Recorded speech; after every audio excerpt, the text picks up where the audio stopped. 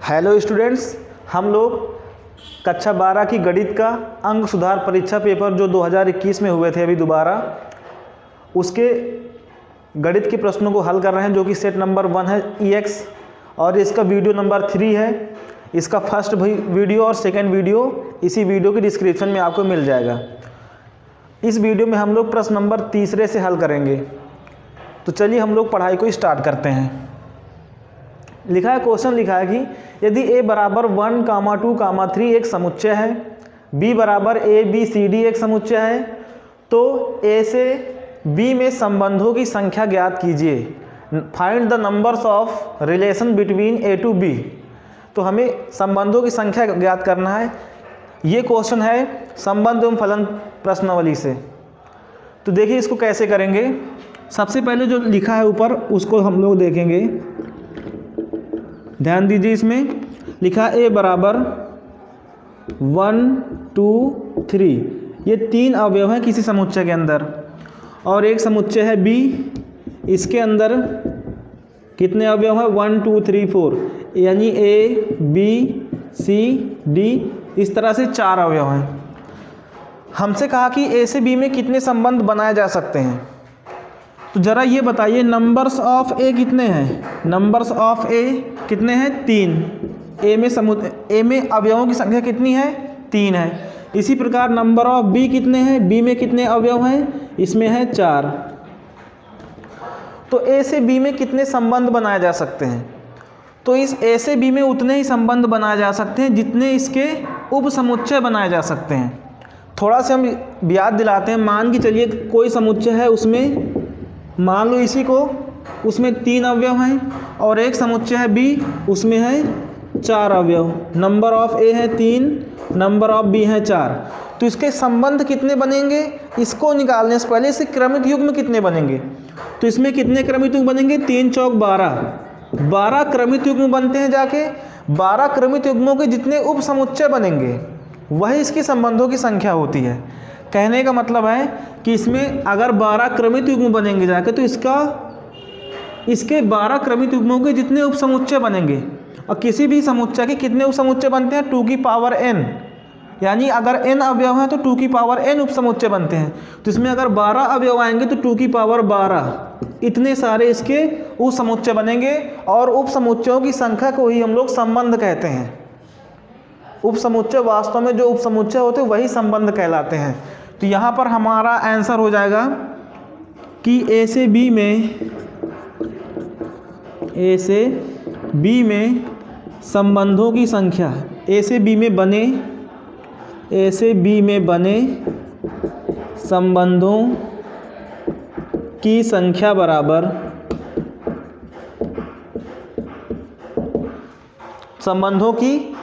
बराबर 2 की power pq, जहाँ p क्या है नंबर ऑफ a के एलिमेंट्स, b क्या है नंबर ऑफ q क्या है नंबर ऑफ b के एलिमेंट्स। तो यहाँ पे कितना आएगा 2 की पावर p कितना है, यहाँ पे नंबर ऑफ a कह दें या फिर नंबर ऑफ a कह दें, या फिर इसको हम लोग p से डिनोट करेंगे। p बराबर 3 नंबर ऑफ b, यानी b के समुच्चयों की संख्या, b के समुच्चय के b समुच्चय के अवयवों की संख्या कितनी है, यहाँ पे है 4। तो 2 की पावर pq इसके संबंध बनेंगे जाके। तो 3 × 4 कितना आ गया 3 4 12, 2 की पावर 12 इतने संबंध बनेंगे जाके। तो ये रहा इसका आंसर। यानी याद रखना है कि किसी समुच्चय, अगर कोई दो अलग अलग समुच्चय हैं तो उनमें जितने अवयव होंगे उनको गुणा करेंगे, तो 2 की पावर कर देंगे उस नंबर को, जो भी गुणा करने पे आएगा, तो वो उतने संबंध बनते हैं। इसका अच्छे से अगर पढ़ना है तो इसका संबंध एवं फलन चैप्टर में विस्तार से बताया जाता है कितने समुच्चय बनेंगे, कितने संबंध बनेंगे जाके। तो ये रहा इस क्वेश्चन का सॉल्व। नोट कर लीजिए इसको सब लोग। देखिए अगला क्वेश्चन है 3 का ख नंबर। यदि एक समांतर चतुर्भुज की संलग्न भुजाएं a वेक्टर बराबर 3i cap plus j cap plus 4k cap तथा b वेक्टर बराबर i cap minus j cap plus k cap है, तो उस समांतर चतुर्भुज का क्षेत्रफल ज्ञात कीजिए। यह प्रश्न है वेक्टर वाले चैप्टर सदिश एवं सदिश वाले पार्ट से है। तो यहाँ पे क्षेत्रफल निकालना समांतर चतुर्भुज का। तो समांतर चतुर्भुज क्या होता है जानते होंगे सब लोग। ऐसा चतुर्भुज जिसकी सम्मुख भुजाएं समांतर हो, जिसकी सम्मुख भुजाएं समांतर एवं बराबर भी हों और इसके सम्मुख कोण भी बराबर होते हैं, तो ये कहलाता है समांतर चतुर्भुज। अब समांतर चतुर्भुज की संलग्न भुजाएं दे रखी हैं, वास्तव में भुजाएं ना देकर यहाँ पे भुजाओं का सदिश के फॉर्म में दे रखा है। तो संलग्न भुजाएं क्या होती हैं? जैसे जिनका ओरिजिन पॉइंट सेम हो, जिनका उत्पन्न वाला स्थान सेम हो, जैसे यहाँ पे से निकली है इधर, ये निकली है इधर, तो ये हो गई ए वेक्टर और ये हो गई बी वेक्टर। संलग्न भुजाएं दे रखी हैं जो कि वेक्टर की फॉर्म में दे रखी हैं। तो हमसे पूछा है कि इसका इस समांतर चतुर्भुज का क्षेत्रफल क्या होगा। तो इसको सिंपल से याद रखना होता है। देखिए कैसे करेंगे इसे, इसको ध्यान में रखेंगे कि किसी समांतर चतुर्भुज का क्षेत्रफल जब उसकी संलग्न भुजाओं का सदिश रूप दे रखा हो, तो लिखोगे समांतर चतुर्भुज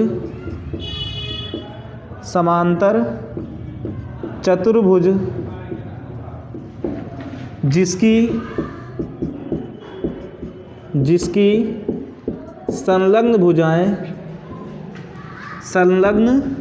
भुजाएं ए वेक्टर बराबर 3i कैप प्लस जे कैप प्लस 4k कैप एवं बी वेक्टर बराबर i cap minus J cap plus k cap हैं का क्षेत्रफल।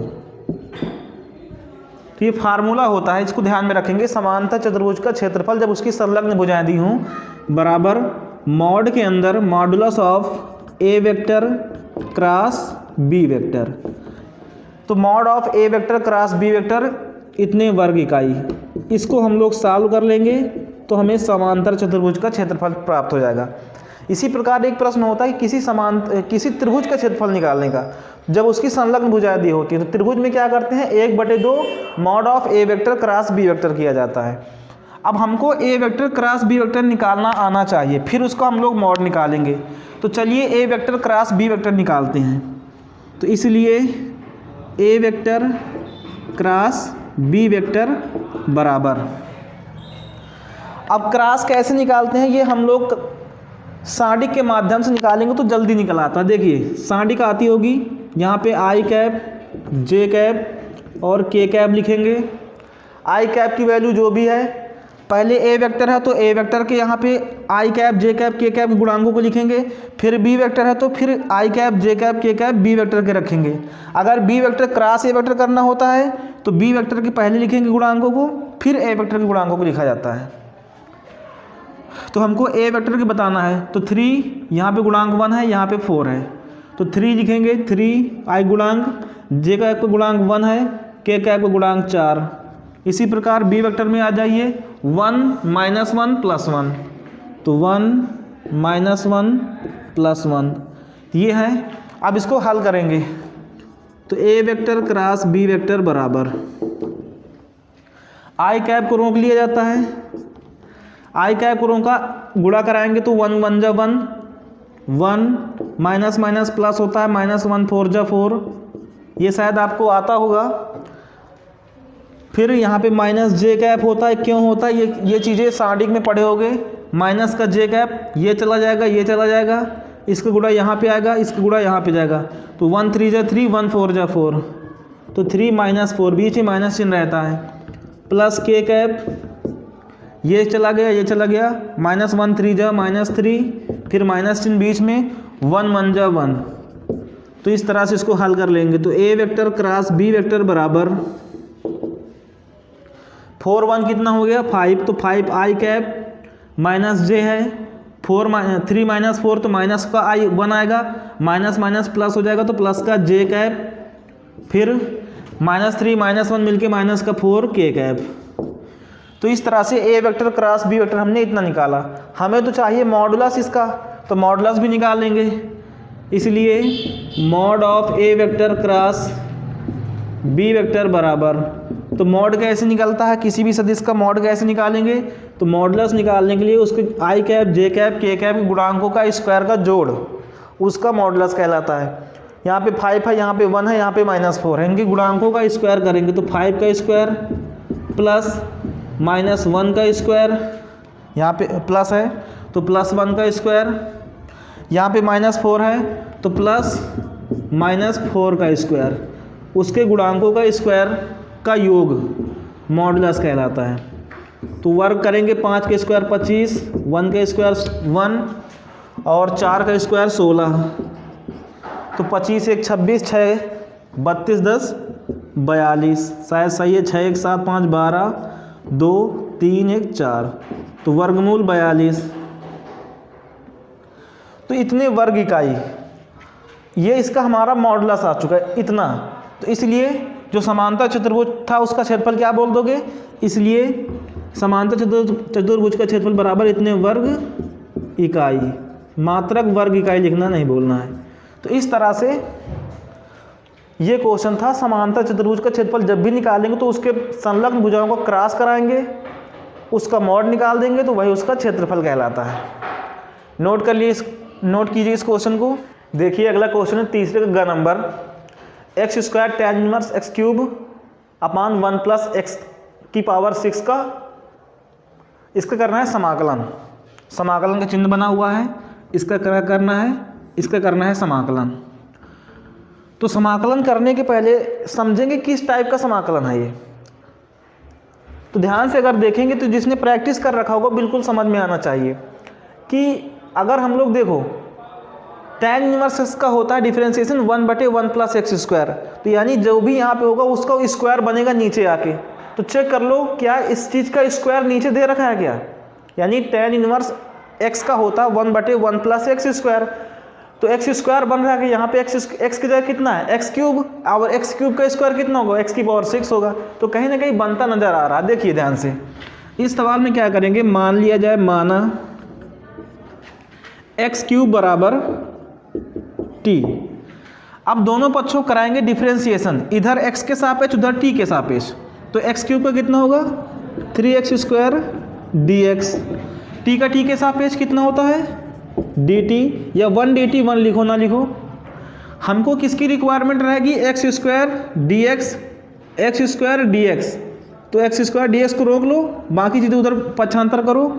तो x² dx बराबर कितना आएगा dt अपान, इधर गुणे में उधर बटे में पहुंच गया। अब इससे हमारा सवाल हल्का हो जाएगा, कम पदों में होगा। देखिए तो तब उसमें रखिए जाके x² dx की जगह कितना रखेंगे dt अपान 3। tan इनवर्स x³ की जगह हमने t माना है, तो tan इनवर्स की जगह कुछ नहीं करेंगे। देखिए tan इनवर्स को tan इनवर्स ही रहने देंगे, x³ की जगह t रख देंगे, x² dx की जगह dt अपान 3 रख देंगे। ये यहाँ पे आया है 1/1 प्लस x की पावर 6। ध्यान से देखिए इसको, तो 1 को 1 ही रखेंगे प्लस x की पावर 6 को क्या हम लोग x की पावर 6 को x की पावर 3 का स्क्वायर लिख सकते हैं, क्योंकि a की पावर m की पावर n बराबर क्या होता है a की पावर mn। जब घात के ऊपर घात लगी हो तो उनका गुणा होता है। तो ये क्या बन जाएगा, हम लिख सकते हैं इसको, अब x³ यानी लिख सकते थे इसको हम लोग x की पावर 3 का होल स्क्वायर, और x की पावर 3 को t मान चुके हो तो t की पावर 2 बन जाएगा, t² बन जाएगा।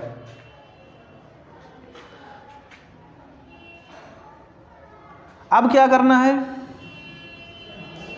1/3 को बाहर करें, तो 1/3 को बाहर किया, अंदर बचा tan इनवर्स t अपान 1 प्लस t² dt।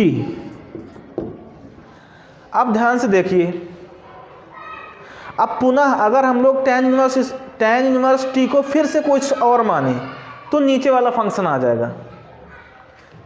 ध्यान से देखिए, पुनः माना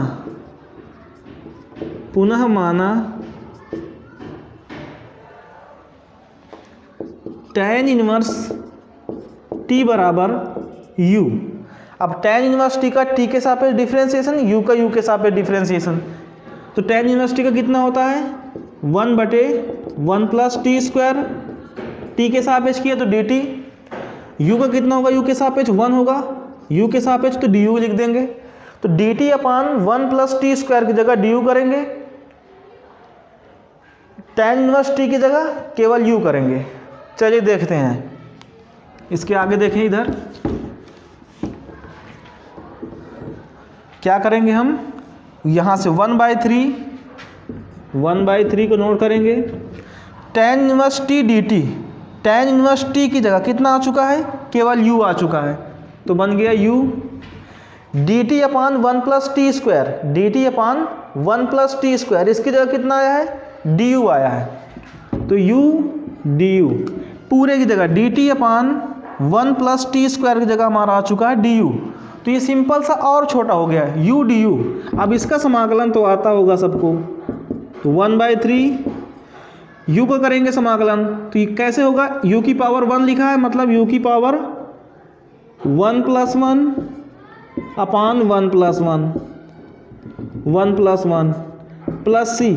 अरे कौन सा फार्मूला लगाया हो, ये वाला, x की पावर n का समाकलन, x की पावर n का समाकलन क्या होता है, x की पावर n + 1 अपान n + 1 प्लस c। इस फार्मूले से हमने किया। अब देखिए 1/3 u की पावर कितना हो चुका 2, तो u² अपान 2 प्लस c, 1/3 × 2 मिलके 1/6 हुआ। अब u का भी मान रखो, u कितना था, tan इनवर्स t था, तो tan इनवर्स t रखेंगे, tan इनवर्स t u का, लेकिन होल स्क्वायर है तो होल स्क्वायर भी करेंगे। लेकिन फिर भी t भी तो हमारे क्वेश्चन में नहीं था, हमने t को भी माना था किसी के बराबर, t किसके बराबर, x³ के बराबर, तो t का भी मान रख दो, तो 1/6 tan इनवर्स t का मान x³ रखा जो माना था, पूरे का होल स्क्वायर प्लस का c। तो ये हमारा फाइनली आंसर आ चुका। ऐसे किया गया इस क्वेश्चन को। तो इस तरह से करना होता है समाकलन, जिसने पढ़ रखा होगा बहुत अच्छे से उसको समझ में आया होगा। नोट कर लीजिए इसको भी। देखिए स्टूडेंट्स, अगला क्वेश्चन है तीसरे घ नंबर, एक सारणिक का सवाल दे रखा जो कि सिद्ध करना है कि इसका मान 0 आएगा। ये सारणिक की जरा हम लोग प्रॉपर्टी देख लेते हैं। इसमें कितनी पंक्तियां हैं, 3 पंक्तियां, और इसमें 3 स्तंभ हैं। ये पहली पंक्ति, दूसरी पंक्ति, तीसरी पंक्ति, 3 स्तंभ हैं। तो इसकी कोटि कितनी होगी, 3 × 3, 3 कोटि का कह सकते हो। ये 3 × 3 कोटि का एक पंक्ति आव्यूह है, मतलब एक आव्यूह, वो एक सारणिक है। अब हम लोग क्या करेंगे, इसको सॉल्व करना है और सिद्ध करना है कि इसका मान 0 आएगा। तो चलिए लेफ्ट हैंड साइड उठाते हैं, LHS जो भी लिखा उसको फिर से लिखेंगे, 1 1 1 x minus alpha, y minus beta, z minus gamma, y plus Z plus alpha, z plus X plus beta, x plus Y plus gamma. अब इस चीज़ को सॉल्व करना है, सिद्ध करना है। विदाउट किसी भी तरीके से हल कर सकते हो, चाहो तो प्रसार करके भी कर दो, या फिर कोई प्रॉपर्टी लगा के इसको आसानी से सॉल्व किया जा सके तो भी कर सकते हैं। ध्यान दीजिए हम क्या करने जा रहे हैं। अगर हम लोग C2 को C3 में जोड़ दें, या फिर C3 में C2 को जोड़ दें, ध्यान दीजिए हम क्या करेंगे, C3 में काम करेंगे।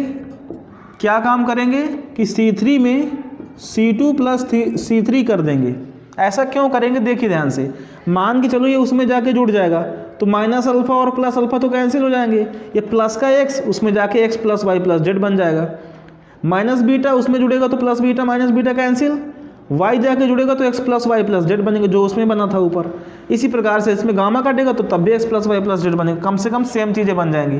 तो यही करना है, C3 पे काम करना है, C2 प्लस C3 कर देना है। C3 पे जाके C3 में C2 और C3 को जोड़ना है। देखिए क्या करना है, हमने पहले C1 में कुछ नहीं किया, इनको ज्यों का त्यों उतार लेंगे।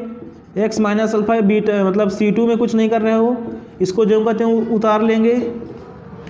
इसमें क्या कर रहे हो, C2 प्लस C3 कर रहे हो, तो y plus Z plus alpha plus x minus alpha, तो कितना आएगा बाहर कर लो, या सिंपल सा माइनस अल्फ़ा प्लस अल्फ़ा काटा तो कितना बचा, x plus Y plus Z. Alpha alpha तो कट गया। इसी प्रकार यहाँ पे बीटा से बीटा कट जाएगा, तो x plus Z plus Y, या लिख सकते हो x plus Y plus Z. यहाँ पे x plus Y plus Z बचेगा, तो x plus Y plus Z बचेगा। तो इस तरह से हमारा इतना साल हुआ।